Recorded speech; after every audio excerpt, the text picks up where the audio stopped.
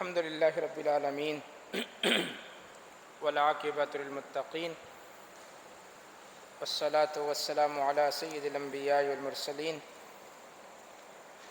نبینا محمد صلی اللہ علیہ وسلم خاتم النبیین وعلی آلہ وازواجہ واصحابہ الطیبین الطاہرین ومن تبعہم بإحسان الی یوم الدین، اما بعد۔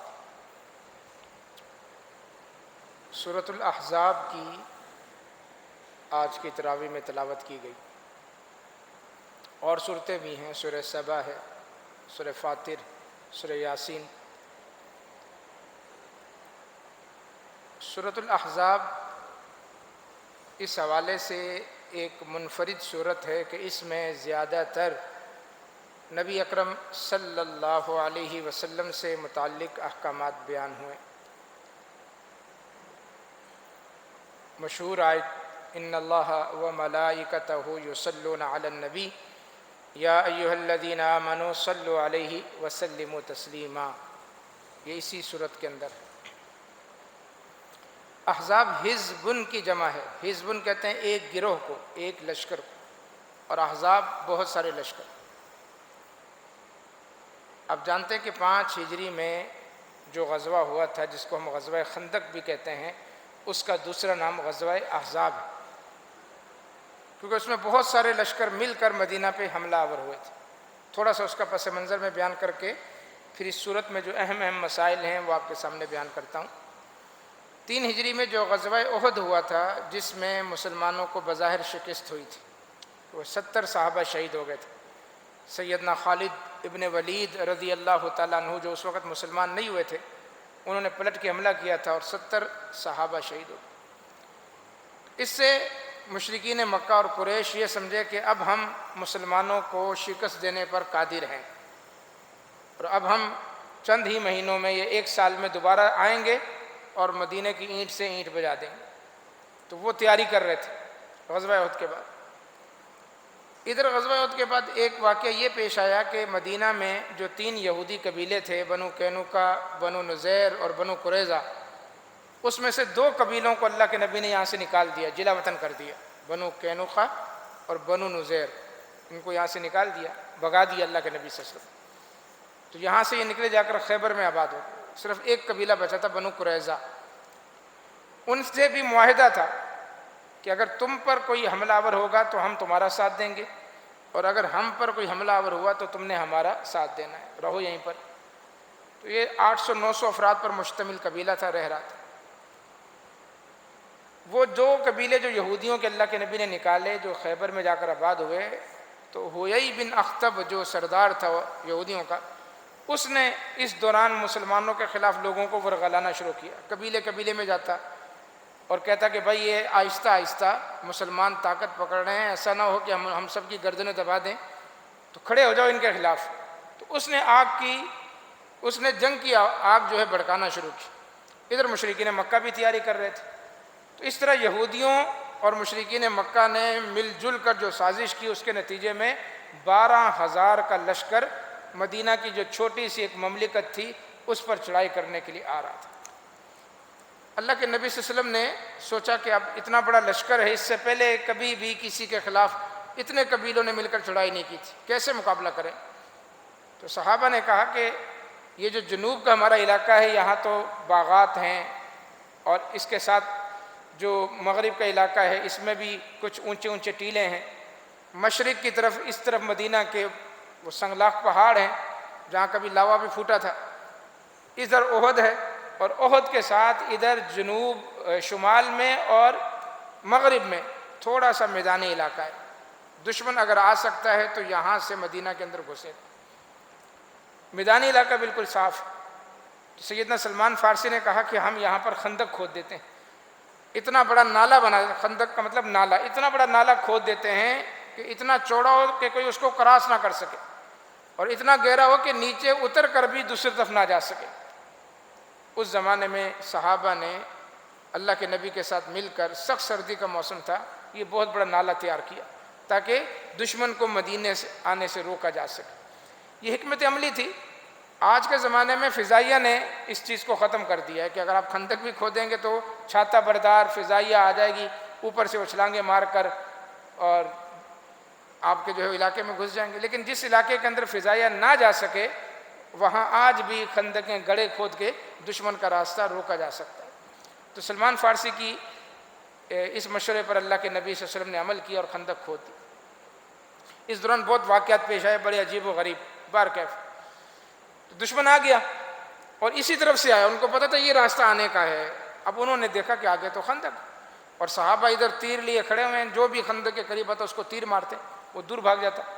تو نتیجتاً انہوں نے باہر ہی پڑاؤ کر لیا کہ کسی طرح ہم اندر جانے کی کوشش کرتے ہیں، لیکن یہاں پر صحابہ اکرام سخت پہرا دے رہے تھے۔ اکا دکا نے پار کرنے کی کوشش کی، صحابہ نے اس کو قتل کر دیا، تو اس کے علاوہ ہمت نہیں ہوئی۔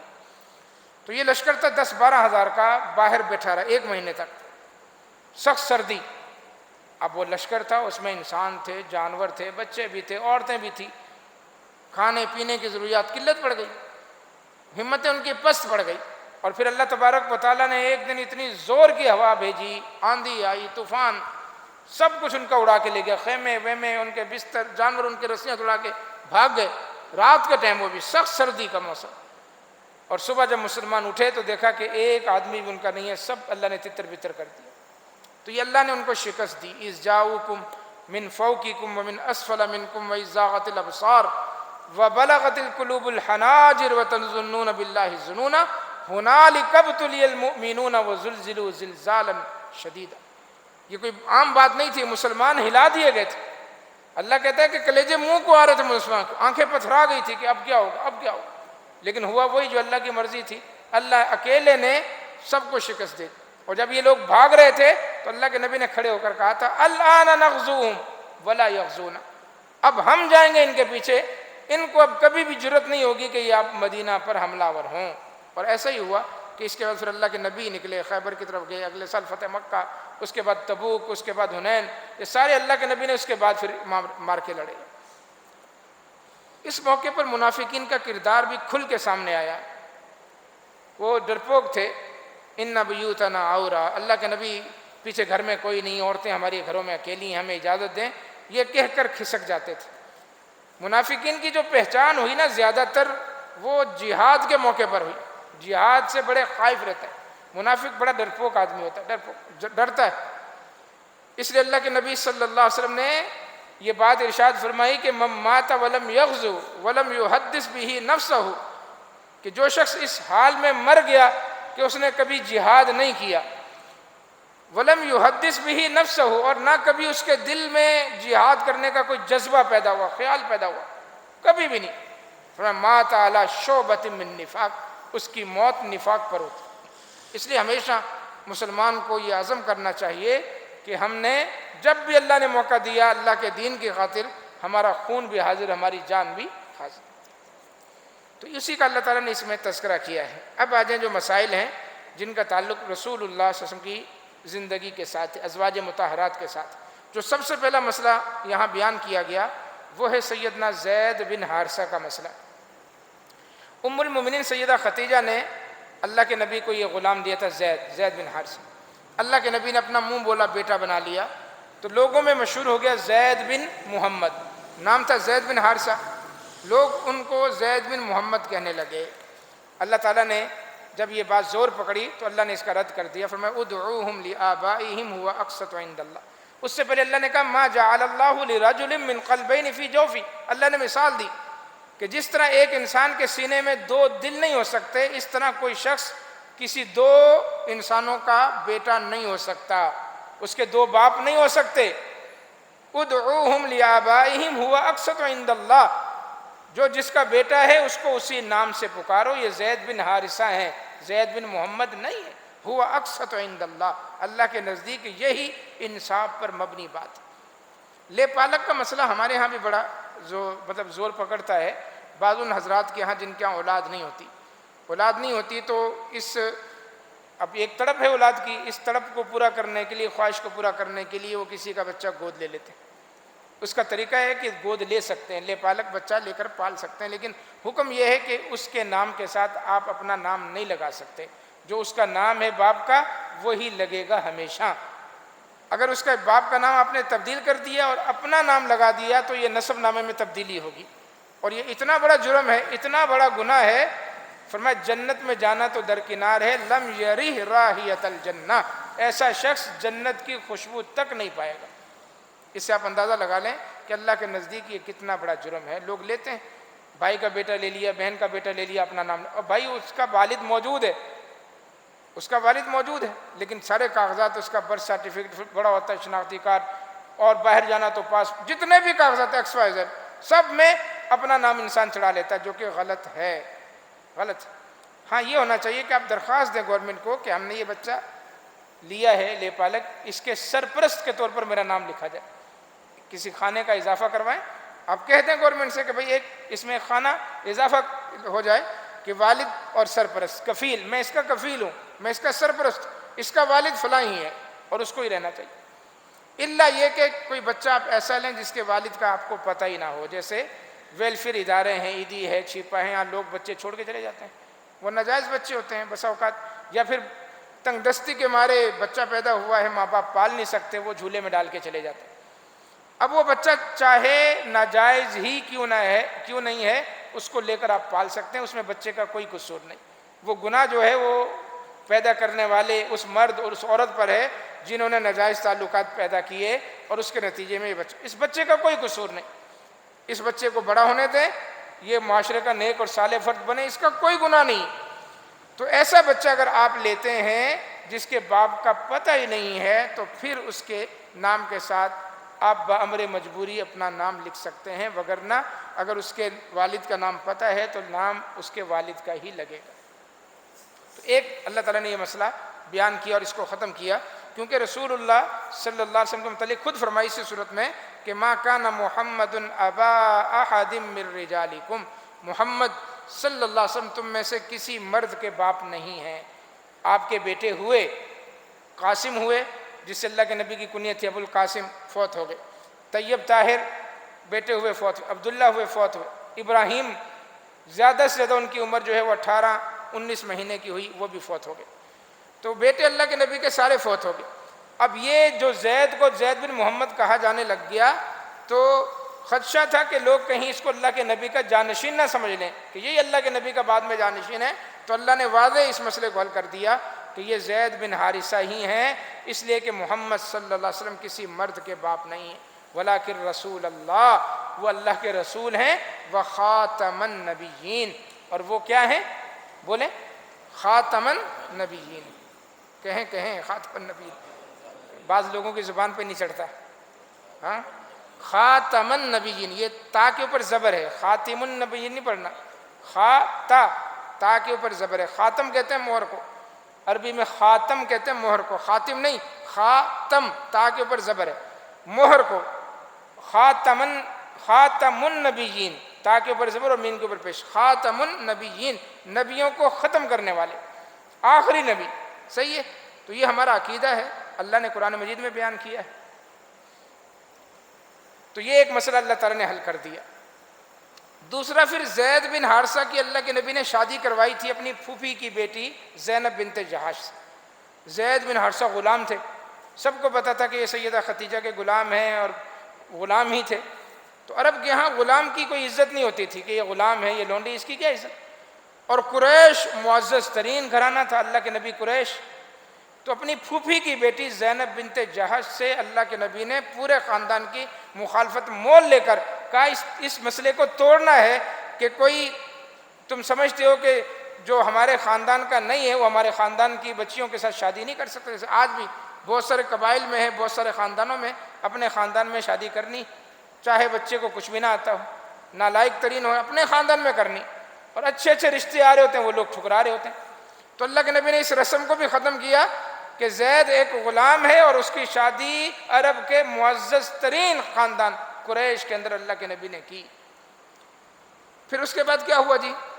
اللہ تبارک و تعالیٰ کا کرنا دیکھیں کہ زید بن حارثہ اور زینب بنت جہش کی نہیں بنی۔ اب وہ روزانہ ان کی شکایتیں آئیں، کبھی زینب لے کر آئے، کبھی زید بن حارثہ۔ اللہ کے نبی تو بہت زیادہ پیار کرتے تھے زید بن حارثہ سے، اور اب زینب آپ کی پھوپھی کی بیٹی تھی، تو بالآخر اللہ کے نبی نے کہا کہ اب یہ مسئلہ طلاق پر ختم ہوگا. یہ قرآن مجید میں باقاعدہ نام آیا ہے ایک ہی صحابی کا، فلما قضا زید منہا وطرن، جب زید نے اپنی وہاں سے ضرورت پوری کر لی یعنی طلاق دے دی، اللہ کے نبی نے کہا طلاق دے دو، طلاق دے دی. تو یہ زید واحد نام ہے صحابہ میں سے، صحابیت کا ذکر ہے ابوبکر صدیق کی، اذ یقول لصاحبہ، صحابیت کا ذکر ہے کہ نبی جب اپنے صحابی سے کہہ رہے تھے غار ثور میں لا تحزن ان اللہ معنا، کہ گھبراؤ مت اللہ ہمارے ساتھ. تو صحابیت کا ذکر ہے لیکن نام نہیں ہے وہاں پر، نام صرف ایک صحابی کا ہے زید. اب زید نے اس دوران طلاق دے دی، اور اس دوران یہ جنگ خندق کا واقعہ پیش آ گیا. ادھر سیدہ زینب وہ عدت میں تھیں کیونکہ طلاق کی عدت 3 مہینے ہے، 3 حیض. زوجنا کہا، اب اللہ کا حکم ہوا کہ ہم نے زینب کا نکاح آپ کے ساتھ کر دیا. اللہ اکبر. زینب بنت جہش زید بن حارثہ کی مطلقہ، اللہ نے کہا کہ ہم نے آسمانوں پر آپ کا نکاح کر دیا ہے، آپ کی وہ زوجہ ہیں، جائیں انہیں اپنے گھر لے کر جائیں. اللہ کے نبی نے ان سے خلوت کر لی. تو اب معاشرے کے اندر ایک اور بات پھیل گئی، کیونکہ اس معاشرے میں ایک تو زید کو اللہ کے نبی کا بیٹا کہا جا رہا تھا اور زینب کو اللہ کے نبی کی بہو سمجھا جا رہا تھا. اب جب طلاق ہوئی تو لوگوں نے یہ مسئلہ سر پہ اٹھا لیا کہ محمد صلی اللہ علیہ وسلم نے اپنی بہو سے شادی کر لی، حالانکہ بہو تھی ہی نہیں، اس لیے کہ زید آپ کے سگے بیٹے تھے ہی نہیں. جب سگے بیٹے نہیں تھے تو ان کی بیوی آپ کی بہو کیسے ہوئی؟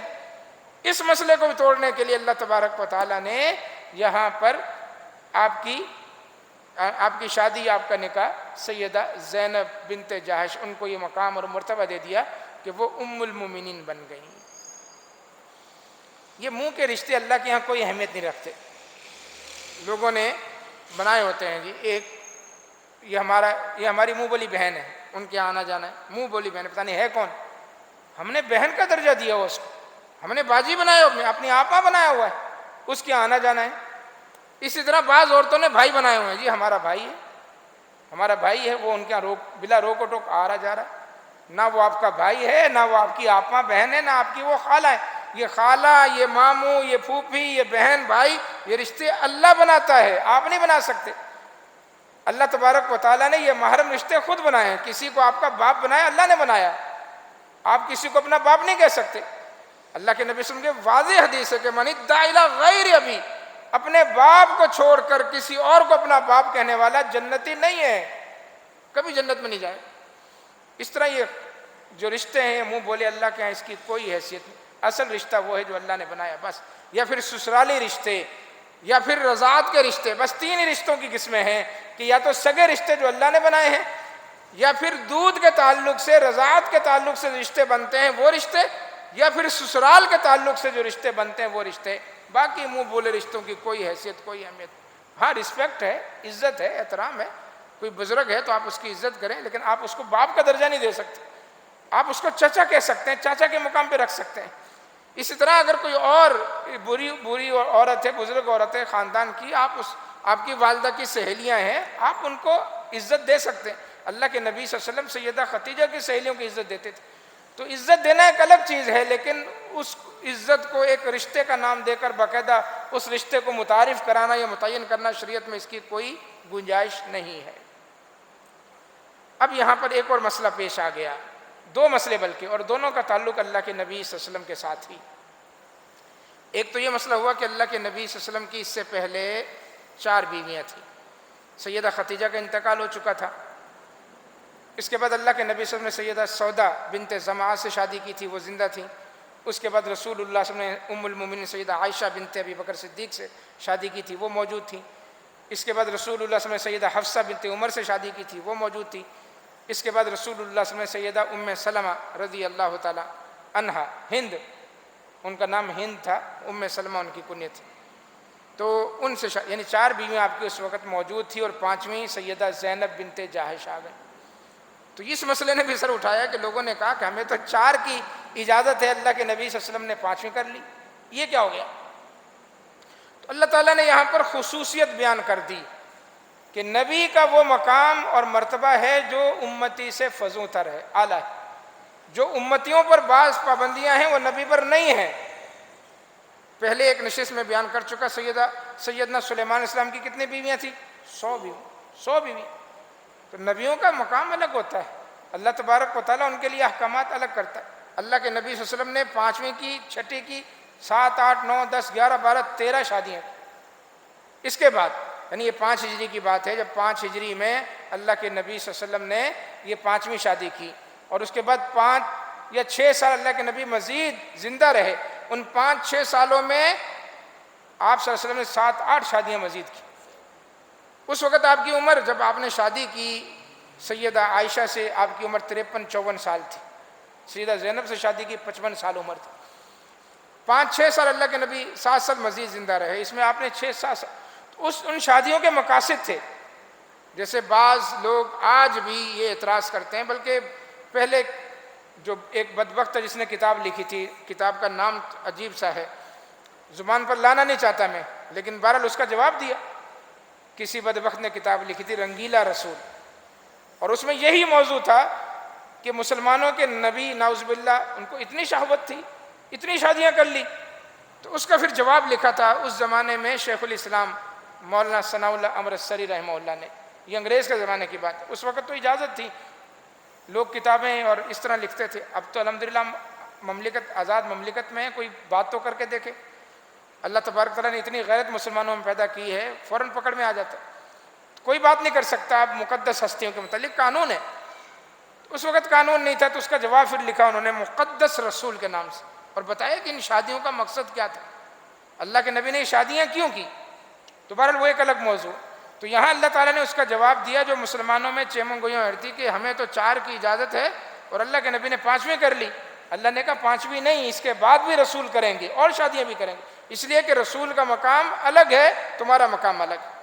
تو باقاعدہ اس میں اجازت دے دی کہ آپ کو اجازت ہے کہ اگر کوئی عورت آپ کے سامنے آ کر اپنا نفس آپ کے لیے ہبہ کرتی ہے، اس کی بھی اجازت ہے، آپ جس سے چاہیں نکاح کریں، آپ کو اجازت ہے، جس عورت کو چاہیں طلاق دے دیں، آپ کو اجازت ہے۔ اللہ کے نبی کو خاص طور پر اجازت دے دی گئی کہ آپ کے لیے کوئی تعداد متعین نہیں ہے اللہ کی طرف سے۔ یہ مسئلہ اٹھا، اللہ نے اس صورت میں اس کا جواب دے دیا۔ اسی سے متعلق ایک اور مسئلہ بھی اٹھا کہ 4 ازواج مطہرات پہلے تھی، 5ویں سیدہ زینب آ گئی، اور 5 ہجری تک اللہ کے نبی صلی اللہ علیہ وسلم کے ذرائع آمدنی نہیں تھی۔ 5 بیویاں ہیں آپ کی، لیکن ذرائع آمدنی نہیں ہے۔ اب ازواج مطہرات بھی انسان تھی نا، اللہ کے نبی بھی انسان تھے، لیکن عام انسانوں سے کہیں بڑھ کر۔ لیکن ازواج مطہرات تو اسی ماحول معاشرے کی تھی، اور عورتوں کے اندر یہ چیز تو ہوتی ہے کہ وہ چاہتی ہیں کہ کچھ آسائش کی چیزیں ہوں، گھر کے اندر اچھی چیزیں ہوں، آج بھی اچھے برتن ہوں، اچھے کپڑے ہوں، اچھا اوڑھنے پہننے اور کھانے کا ہو، ہر عورت چاہتی اور تقاضا کرتی ہے اپنے شوہر سے کہ یہ چیزیں لائے وہ۔ تو ازواج مطہرات نے اللہ کے نبی صلی اللہ علیہ وسلم سے دنیا ہی سے متعلق ان چیزوں کا تقاضا کر دیا۔ تو اللہ تعالیٰ نے اس صورت میں آیت تخییر نازل کی، سورہ احزاب میں آیت تخییر کہ یا ایھا النبی کل ازواجک ان کنتن تردن الحیاۃ الدنیا وزینتہا فتعالین امتعکن واسرحکن سراحا جمیلا۔ اے نبی، آپ اپنی بیویوں سے کہہ دیں اگر تم دنیا چاہتی ہو تو آؤ، پھر میں تمہیں دنیا دے دیتا ہوں، جو تم دنیا چاہتی ہو تمہیں دنیا دے دیتا ہوں، پھر میں رخصت کر دوں گا، پھر میرے ساتھ نہیں رہ سکتی۔ واسرحکن سراحا جمیلا، دنیا مل جائے گی جو مانگ رہی ہو، اور اس کے بعد پھر رخصت، پھر تم اس مقدس رشتے کے اندر نہیں رہ سکتی، میں طلاق دے دوں گا، الگ کر دوں گا۔ وَإِن كُنتُنَّ تُرِدْنَ اللَّهَ وَرَسُولَهُ وَالدَّارَ الْآخِرَةَ، اور اگر اللہ اور اس کے رسول کی رضا چاہیے اور آخرت میں چاہیے، تو پھر اللہ تعالیٰ نے تو آخرت میں وہ کچھ تیار کر رکھا ہے جس کا تم تصور بھی نہیں کر سکتے۔ اس کو کہتے ہیں آیت تخییر۔ دیگر ازواج مطہرات نے کیا جواب دیا اس کا تو ذکر نہیں ہے۔ اللہ کے نبی صلی اللہ علیہ وسلم ام المومنین سیدہ عائشہ کے پاس آئے، اللہ اکبر، یعنی ہر بات میں نمایاں ترین نظر آتی ہیں سیدہ عائشہ صدیقہ طیبہ طاہرہ، ہر معاملے کے اندر، جس سے پتہ چلتا ہے کہ اللہ کے نبی نے ایسے نہیں فرما دیا کہ تاریخ میں بہت سارے مرد کامل گزرے ہیں، لیکن آسیہ بنت مزاحم، فرعون کی بیوی آسیہ بنت مزاحم، اور ختیجہ بنت خویلد میری بیوی، اور مریم بنت عمران عیسیٰ کی والدہ سے بڑھ کر تاریخ میں کامل عورتیں کوئی نہیں گزری۔ بعض روایت میں اپنی بیٹی کا نام بھی لیا، فاطمہ بنت محمد، اور اس کے بعد فرمایا کہ یہ جو 4 نام ہیں، آسیہ بنت مزاحم فرعون کی بیوی، ختیجہ بنت خویلد میری بیوی، مریم بنت عمران عیسیٰ کی والدہ، اور فاطمہ بنت محمد میری بیٹی۔ فرمایا ان 4 عورتوں پر عائشہ کو یوں فضیلت حاصل ہے جیسے ہر قسم کے کھانے پر سرید کھانے کو فضیلت حاصل۔ ایک مرسل روایت ہے لیکن صحیح کے حکم میں ہے کہ اللہ کے نبی صلی اللہ علیہ وسلم نے فرمایا، یعنی اس کو یوں کہنا صحیح ہے کہ اگر ساری عورتوں کا علم اس امت کی، تمام ازواج مطہرات، تمام صحابیات، تمام تابعیات، آج تک کی عورتیں اور قیامت تک جو عورتیں آئیں گی، تمام عورتوں کا علم جمع کر لیا جائے اور دوسری طرف عائشہ کے علم کو رکھا جائے، فرمایا سیدہ عائشہ کا علم تمام عورتوں کے علم پر بھاری۔ یہ اللہ کے نبی کی حدیث۔ تو اللہ کے نبی نے یہ آیت پڑھی سیدہ عائشہ کے سامنے کہ اللہ کہہ رہا ہے کہ تمہیں اختیار ہے، دنیا پسند کر لو یہ تھی، اور آپ نے ساتھ یہ بھی کہا کہ عائشہ اگر چاہو تو اپنے والدین سے مشورہ کر لو، اپنے والدین سے، ابو بکر صدیق سے، ام رمان سے۔ ابو بکر صدیق جنتی اور ام رمان سیدہ عائشہ کی والدہ، اللہ کے نبی نے فرمایا کہ قرآن مجید میں تم سنتے ہو کہ اللہ نے جنت میں حور عین بنائی ہے، حور کا تذکرہ سنتے ہو، اگر دنیا میں حور دیکھنا چاہتے ہو تو ام رمان کو دیکھنا۔ اللہ اکبر، سیدہ عائشہ کی والدہ اتنی خوبصورت، اتنی پاکیزہ، اللہ کے نبی نے حور عین سے ان کو تشبیہ دی۔ تو سیدہ عائشہ سے کہا کہ جاؤ اپنے والدین سے بھی معلوم کر لو۔ اللہ کے نبی، کیا میں اس مسئلے میں اپنے والدین سے معلوم کروں گی؟ نہیں، بلکہ میں اللہ اور اس کے رسول کی محبت کو ترجیح دوں، مجھے اس مسئلے میں پوچھنے کی ضرورت نہیں، مشورہ کرنے کی ضرورت نہیں ہے، مجھے دنیا نہیں چاہیے، مجھے دنیا کی دولت نہیں چاہیے، میں اللہ اور اس کے رسول کی محبت اور اللہ اور اس کے رسول کی رضا پہ راضی ہوں۔ یہ سیدہ عائشہ کا جواب تھا۔ پھر اس صورت میں اللہ تعالیٰ نے اپنے نبی کا مقام اور مرتبہ بیان کیا کہ دیکھو ایسا نہیں ہے کہ نبی صلی اللہ علیہ وسلم عام انسانوں کی طرح ہیں، وہ اللہ کے نبی ہیں۔ یا ایھا النبی انا ارسلناک شاہدا و مبشرا و نذیرا، اے نبی ہم نے آپ کو شاہد بنا کر بھیجا، گواہ ہیں آپ، مبشرا خوشخبری دینے والا بنا کر بھیجا ہے، و نذیرا ڈرانے والا بنا کر بھیجا ہے، و داعیا الی اللہ باذنہ آپ اللہ کے حکم سے لوگوں کو اللہ کی طرف بلا رہے ہیں، و سراجا منیرا آپ روشن چراغ ہیں، آپ روشن چراغ ہیں۔ یہ اللہ کے نبی صلی اللہ علیہ وسلم کا مقام ہے۔ اور اس کے بعد پھر کچھ آیتیں آگے جا کر فرمایا کہ ان اللہ و ملائکتہ یصلون علی النبی، بے شک اللہ اور اس کے فرشتے نبی پر صلوات بھیجتے ہیں۔ اللہ کی طرف نسبت ہے تو اللہ رحمتیں بھیج رہا ہے، اور اللہ کے فرشتوں کی طرف نسبت ہے تو فرشتے مغفرت کی دعا کر رہے ہیں۔ یا ایھا الذین آمنوا، اے ایمان والو، یہ وہ واحد کام ہے جس میں اللہ تمہیں اپنا شریک کر رہا ہے، تم نے بھی وہی کام کرنا جو اللہ کر رہا ہے، اللہ جو کام کر رہا ہے تم نے بھی وہی کام کرنا ہے۔ صلو علیہ وسلموا تسلیما، تم بھی نبی پر درود اور سلام بھیجو، درود اور سلام بھیجو۔ صحابہ آئے اللہ کے نبی صلی اللہ علیہ وسلم کے پاس، کہا اللہ کے نبی سلام تو ہم بھیجتے ہیں آپ پر، السلام علیکم ایھا النبی ورحمۃ اللہ وبرکاتہ، تشہد میں۔ اب یہ اللہ الگ سے درود کا حکم دے رہا ہے تو درود ہم آپ پر کیسے پڑھیں؟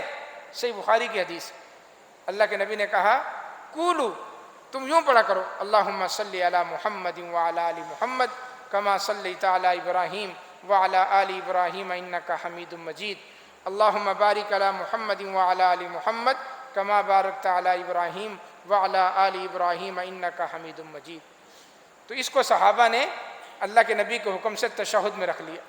اب تشہد چاہے آپ پہلا پڑھ رہے ہو دوسرا پڑھ رہے ہو، یہ مسئلہ میں بیان کر چکا پہلے بھی کہ تشہد آپ کا پہلا ہو یا تشہد دوسرا ہو، تشہد درود کے بغیر مکمل نہیں۔ یہ غلطی ہے جو لوگ کہتے ہیں کہ اگر آپ نے پہلے تشہد میں اللہم صلی علی محمد کہہ دیا تو آپ پر سجدہ سو واجب ہو جائے گا۔ نہیں بھائی، تشہد درود کے بغیر مکمل ہی نہیں ہے۔ اور جب یہ میں نے مسئلہ پڑھا، الحمدللہ کوئی 15-20 سال پہلے کی بات ہے، تو اس وقت سے کوئی نماز میری پہلا تشہد ہو، دوسرا تشہد ہو، نماز فرض ہو، نماز نفل ہو، درود سے خالی نہیں ہوتا، درود پڑھنا ہے، کیونکہ درود اور سلام اکٹھا اللہ تعالیٰ نے پڑھنے کا حکم دیا ہے۔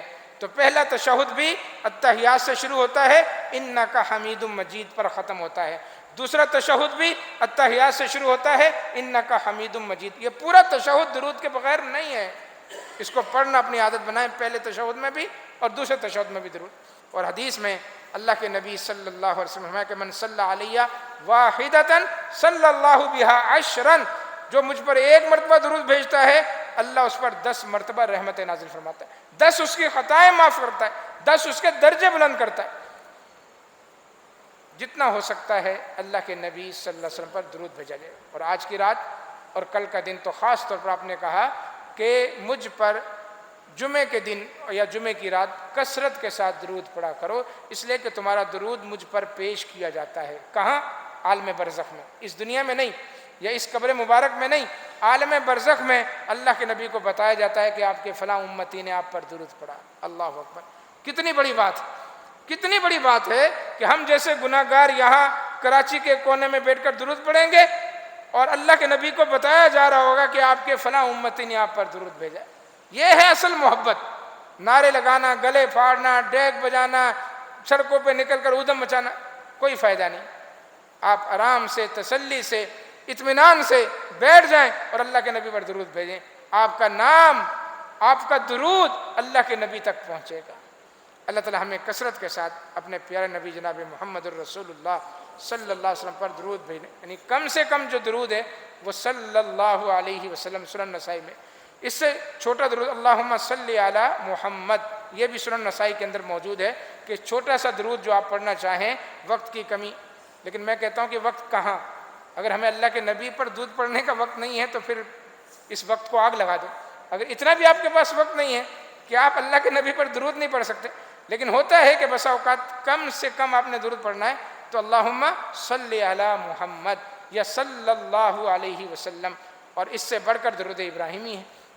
اور اس میں بھی ایک اور درود جو صحیح بخاری میں موجود ہے، اللہم صلی علی محمد وعلی ازواجہ وذریتہ کما صلیت علی آل ابراہیم وبارک علی محمد وعلی ازواجہ وذریتہ کما بارکت علی آل ابراہیم انک حمید مجید. اس سے انسان کے غم دور ہوتے ہیں، پریشانیاں دور ہوتی ہیں. رزق کے لیے پڑھنا ہے، پڑھیں. آپ دیکھیں رزق کے کیسے دروازے خود. غم دور کرنا ہے، دل پریشان ہے، ٹینشن ہے، درود پڑھنے بیٹھ جائیں. اللہ کے نبی نے ایک صحابی سے کہا تھا اللہ سے کچھ بھی نہ مانگو، ہاتھ اٹھا کر صرف درود پڑھ لو، کچھ بھی نہ مانگو، بنا مانگے تمہاری ہر مانگ اللہ پوری کر دے گا درود پڑھنے کی وجہ سے. اللہ کے نبی کی حدیث ہے جو مجھ پر درود پڑھنا بھول گیا وہ سمجھ لے کہ وہ جنت کا راستہ بھول گیا، جنت کا راستہ بھول گیا. تو اس لیے بحیثیت مسلمان اللہ کے نبی کے ہم پر بے شمار احسانات، ہم درود بھیج کر اللہ کے نبی پر کوئی احسان نہیں کر رہے، اس سے ہمارا ہی فائدہ ہے، ہم پر اللہ کی رحمت ہے. اللہ کے نبی کا جو مقام مرتبہ ہے وہ تو ہے ہی ہے. کوئی یہ نہ سمجھے کہ ہمارے درود بھیجنے سے اللہ کے نبی کا مقام بڑھ جائے گا، وہ تو بڑا ہوا ہے، وہ مقام تو کبھی کمی ہو ہی نہیں سکتا. اس درود کا فائدہ سراسر ہمیں ہے. تو اللہ تعالی ہمیں کثرت کے ساتھ اپنے پیارے نبی پر درود بھیجنے کی توفیق عطا فرمائے. اقول قولی ھذا استغفر اللہ.